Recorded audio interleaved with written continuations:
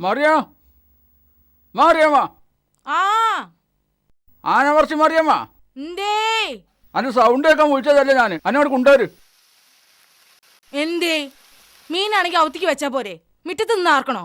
കുറച്ച് പച്ചക്കറി വാങ്ങി അങ്ങാടി വെച്ച് മറന്നുപോയി. അത് നീ കൊണ്ടുവരാൻ എൻ്റെ വലിയപ്പ ചാലവർത്ത കുട്ടിരായും പോവോ? ഞാൻ തന്നെ പോണ്ടേ?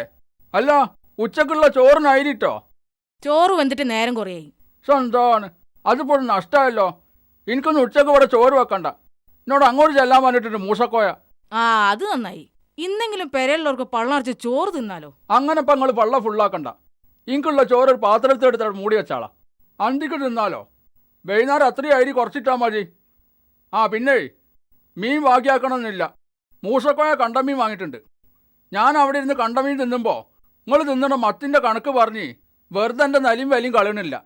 ഓ അല്ലെങ്കിൽ ഇങ്ങക്ക് ഭയങ്കര നെലിയും വലിയ. എൻ്റെ മാപ്പിള എനിക്ക് അത്ര നലിയും വലിയൊക്കെ മതി. ആയിക്കോട്ടെ, ഞാൻ തോറ്റ്. ഇപ്പൊ ജയിച്ചാലും ഡോക്ടറും എഞ്ചിനീയറും ഒക്കെ ആകാൻ പോവാണല്ലോ. പിന്നെ ഉച്ചയ്ക്ക് ചോറ് തിന്ന അങ്ങേക്ക് പോണേനൊന്നും തരക്കേടില്ല.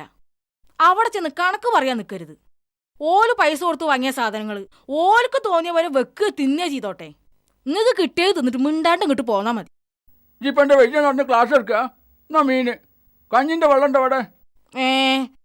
കഞ്ഞിന്റെ വെള്ളം ഇല്ലാതിരിക്കാൻ അവിടെ തേങ്ങാച്ചോറല്ലേ വെച്ചക്കണത്. പിന്നെ എന്റെ ആങ്ങളെ വന്നിക്കണ്.